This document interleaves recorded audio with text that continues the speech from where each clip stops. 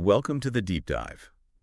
You know we love to dig into big ideas, so today we're taking a fascinating journey through economic history with Brad DeLong's Slouching Towards Utopia. Oh, a really interesting one. It is, and you're particularly interested in technological innovations, specifically from around the turn of the 20th century. Right. So we're going to sort of uncover how those inventions reshaped life in America and why the U.S. became such a breeding ground for new ideas in that era. Yeah, it's such a pivotal time in history. You know, DeLong's central argument is that from 1870 to 2010, humanity witnessed this huge explosion of technological progress. Oh, nothing before. Yeah, unlike anything before. But here's the thing. Yeah. It wasn't exactly a smooth ride into a perfect world, you know what I mean? Right, and that's what's so interesting, right? We tend to think of progress as this like straight line upwards. Yeah. But DeLong really challenges that notion. He really does. So where do we even begin to unpack this? What were some of the key shifts that happened during this era? Well, one of the biggest changes was this move from individual genius to what DeLong calls systematic invention. So before 1870, inventions were often, isolated breakthroughs. Like you picture a lone inventor tinkering away in their workshop, right? Right, yeah. But after 1870, things started to change. So it became less about the lone inventor and more about a whole system Exactly. for creating new technologies. A whole system. So companies began investing heavily in research and development departments. Wow. And the rise of huge corporations meant there were now the resources to bring new technologies to market on a grand scale. I mean, the Second Industrial Revolution wasn't just about specific inventions. It was about a whole new way of thinking about and organizing innovation. That makes sense. It's like the difference between having a great idea for a recipe and actually opening a successful restaurant. Yeah. You need more than just the recipe. You need the whole infrastructure Absolutely. to support it. A whole system. And speaking of infrastructure, DeLong talks about the steel revolution. He makes the point that before 1855, making steel was incredibly difficult and expensive. It was almost like alchemy. Steel was this rare, precious material. Right. But then along came the Bessemer-Mushet process. Imagine, suddenly being able to produce high-quality steel so cheaply and on a massive scale. I mean, that's what this breakthrough did. It's mind-boggling to think about how much our world relies on steel, skyscrapers, bridges, cars, appliances. Everything. We take it for granted now, but it's all thanks to this shift in how we were able to produce it. Absolutely. The Bessemer-Mushet process had a ripple effect across every aspect of society. It really highlights how a single technological leap can completely reshape our world. It makes you wonder if people back then had any idea of the impact it would have. I mean, did they realize they were on the cusp of such a monumental change? Hard to say, but what's fascinating is that even with these revolutionary advancements, daily life for the average person in 1900 was still incredibly harsh. Wait, so even with all this progress, things weren't all that rosy for the average person? I mean, think about it. Infant mortality rates were still tragically high.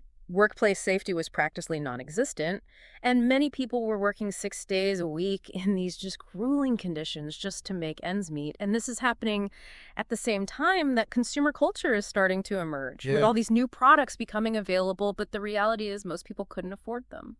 So this idea of a slouch towards utopia really starts to take shape here. Yeah. The benefits of progress weren't reaching everyone equally. Right. Were there any other factors that contributed to this uneven distribution of progress? Absolutely. Another area DeLong explores is the electrification of America and the intense rivalry between Nikola Tesla and Thomas Edison. Oh, okay. Now, this is where things get really interesting. I've heard about this. It was like a battle over whose electrical system would become the standard, right? Exactly. And it wasn't just a technical debate. It was a clash of personalities. You have Nikola Tesla, this immigrant from Croatia who arrived in America with practically nothing. Wow. But his ingenuity and a letter of recommendation for Thomas Edison? What ambition. Yeah. And of course, Edison was already a well-established celebrity inventor. Yeah, he was the big name. So you have this ambitious newcomer challenging the established giant. Right. And their battleground was nothing less than how to power the world. Okay, so remind me what the difference was between their systems. It was AC versus DC, right? Yeah. What did those even stand for, and why did it matter? So Edison championed direct current, or DC. Okay. It was reliable for short distances and worked well with batteries. Think early light bulbs. Okay. But Tesla believed alternating current AC was the future AC, could travel much farther with less power loss, making it ideal for large-scale distribution.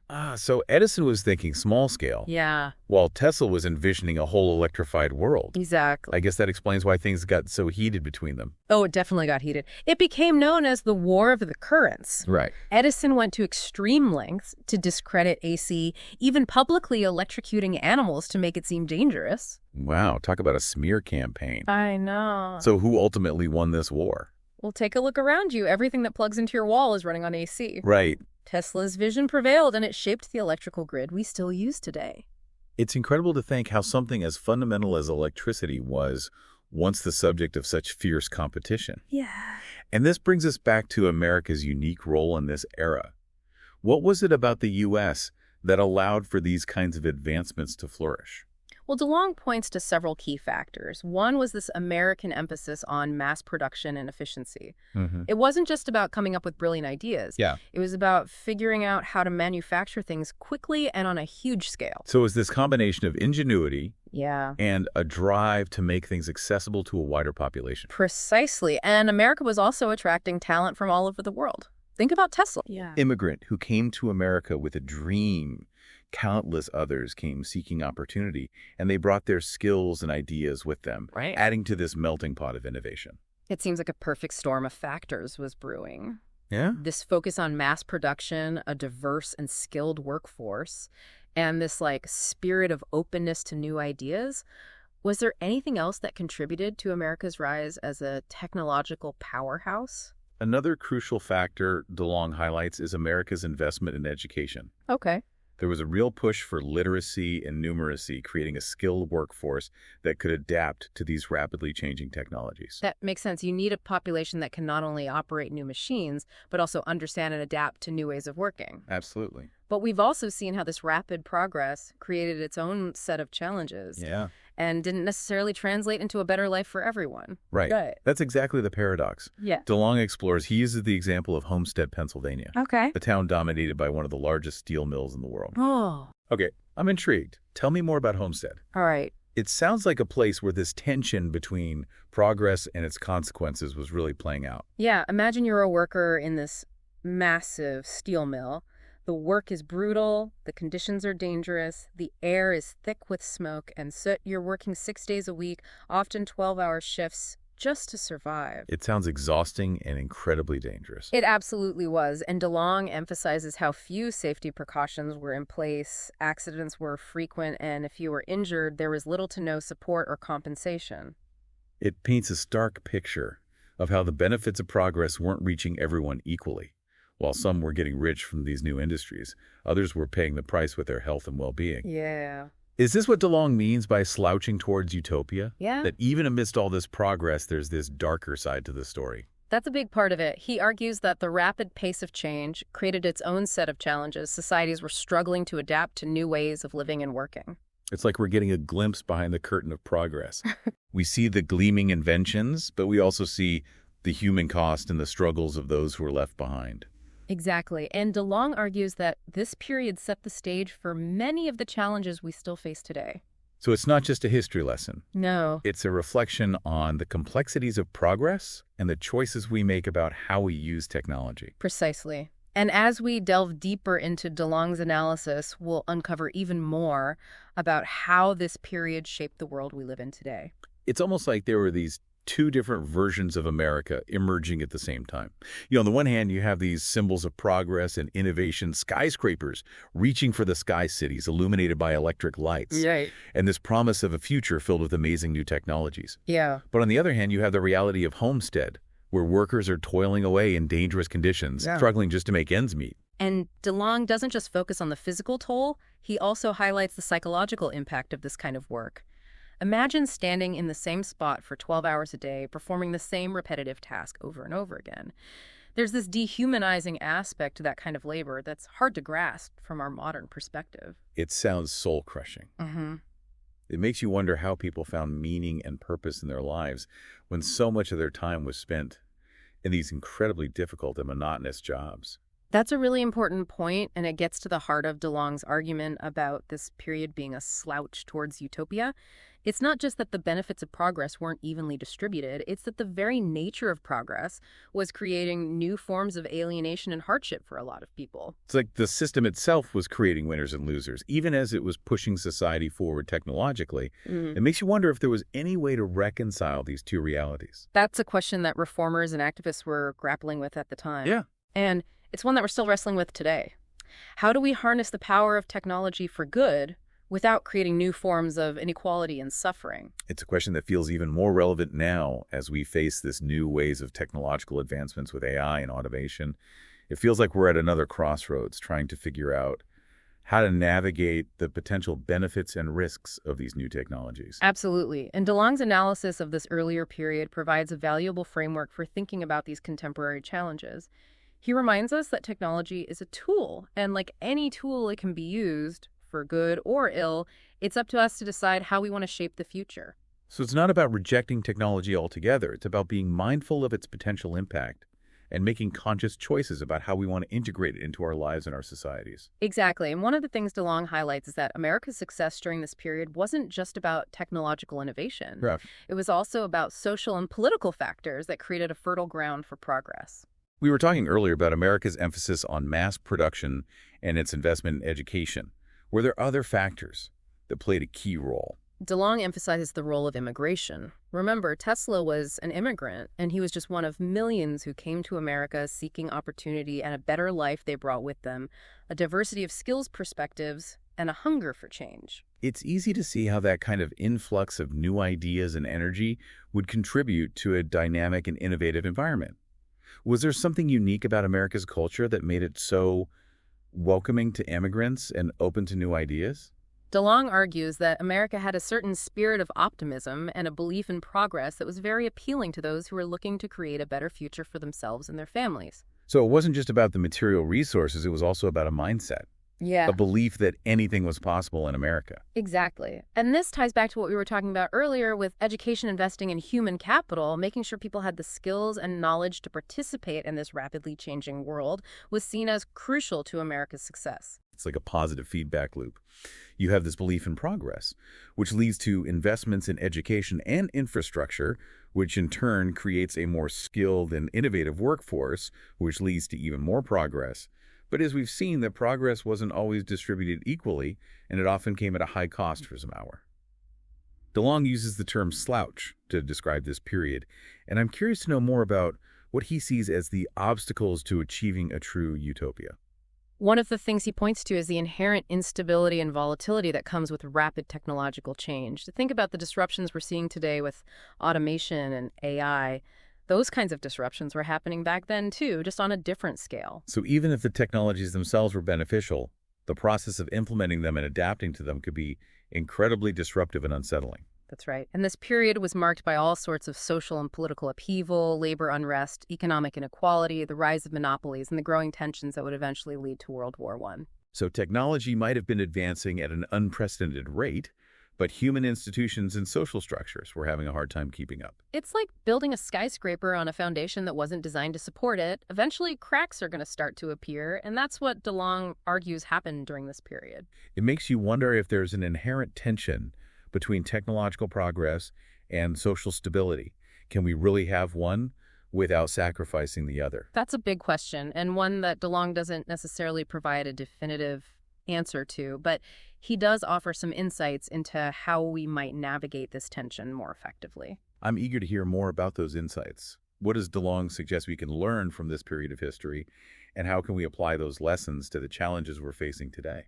One of the key takeaways is that we need to be more proactive in shaping the direction of technological change. We can't just assume that technology will automatically lead to a better world. We have to make conscious choices about how we want to use it. So it's not about being anti-technology. It's about being more thoughtful and intentional about how we integrate technology into our lives and our societies. Exactly. And that requires a deep understanding of both the potential benefits and the potential risks of new technologies. It also suggests that we need to pay more attention to the social and political consequences of technological change. Sure. If we focus solely on the technological advancements themselves, We risk exacerbating existing inequalities and creating new problems that we're not prepared to solve. That's a crucial point, and it's one that DeLong emphasizes throughout his book. He reminds us that progress is not just about technological innovation, it's also about creating a more just and equitable society where everyone has the opportunity to benefit from those innovations. It feels like we're circling back to the central question that DeLong poses in his book. What does it really mean to slouch towards utopia? It's not a simple, straightforward path. It's a journey filled with complexities, contradictions, and hard choices. That's right, and I think that's what makes DeLong's analysis so compelling. He's not offering easy answers or simplistic solutions. Instead, he's inviting us to grapple with the difficult questions that arise when we try to reconcile our hopes for a better future with the realities of the present. It's a reminder that progress is not inevitable. It's something we have to constantly strive for and actively shape. And that work involves not just technological innovation, but also a deep commitment to justice, equity, and the well-being of all people. I think that's a perfect way to sum up DeLong's message. He's not saying that utopia is impossible, but he's urging us to be more realistic about the challenges we face and to be more intentional about how we approach them. We've been sort of circling around this idea of a slouch towards utopia. It's such a powerful image. What exactly does DeLong mean by that phrase? Is it just that progress isn't always a smooth upward trajectory? I think it's more nuanced than that. He's getting at this idea that even with incredible advancements in technology and living standards, we still haven't achieved a truly just and equitable society. We're still grappling with these same fundamental questions about how to distribute the benefits of progress, how to balance individual freedom with the common good, and how to create a world where everyone has the opportunity to flourish. So it's like we're moving in the right direction, but we keep tripping over these same obstacles. Yeah. And as we've seen from our deep dive so far, those obstacles aren't just technological, they're social, political, even philosophical. Exactly. And one of the things that makes DeLong's book so relevant today is that it helps us to see these patterns repeating themselves throughout history. We can look back at the turn of the 20th century and see how the rapid pace of technological change created both incredible opportunities and unprecedented challenges. And we can see how those same dynamics are playing out today, just on a different scale. It's almost like we're destined to keep repeating these cycles of progress and disruption. Is DeLong suggesting that there's no way to break free from this pattern? Oh, I wouldn't say he's pessimistic, but he's definitely a realist, Yeah. He acknowledges these deep-seated forces that make it so difficult to achieve lasting transformative change. Mm-hmm. But he also believes that we have the capacity to learn from the past and to make more conscious choices about how we want to shape the future. So it's not about giving up on the idea of progress. It's about being more aware of the complexities and the potential pitfalls. Precisely. And one of the key lessons we can draw from this period of history is the importance of being proactive. Okay. We can't just sit back and assume that technology will solve all our problems. We have to be actively involved in shaping how technology is developed, how it's used, and how its benefits are distributed. It's almost like technology is a tool that can be used for good or for ill. It's up to us to decide how we want to wield that tool. That's a great way to put it. And DeLong argues that one of the most important things we can do is to foster a broader conversation about the role of technology in our lives. We need to engage with these issues, not just from a technological standpoint, but also from a social, ethical, even spiritual perspective. That makes sense. If we only focus on the technical aspects, we risk missing the bigger picture, the human impact of these changes. And it feels like this conversation is more important now than ever before. As we face this new wave of technological advancements with AI, automation, and biotechnology, these technologies have the potential to reshape our world in profound ways. But they also raise these serious ethical and societal questions that we need to address head on. I completely agree, and I think that's one of the main takeaways from our deep dive into DeLong's work. He's not just telling us a story about the past, he's providing us with a framework for understanding the present and for navigating the future. He's reminding us that progress isn't a given. It's something we have to constantly work towards, and that work involves not just technological innovation, but also a deep commitment to justice, equity, and the well-being of all people. Exactly. It's about recognizing that technology is just one piece of the puzzle. We also need to focus on building strong communities, fostering meaningful connections, and creating a world where everyone has the opportunity to live a fulfilling and purposeful life. It's a reminder that the pursuit of utopia isn't just about achieving some far-off ideal state. It's about the journey itself, the ongoing effort to create a more just and compassionate world. And that journey requires not just technological prowess, but also moral courage, empathy, and a willingness to grapple with the complexities of the human condition.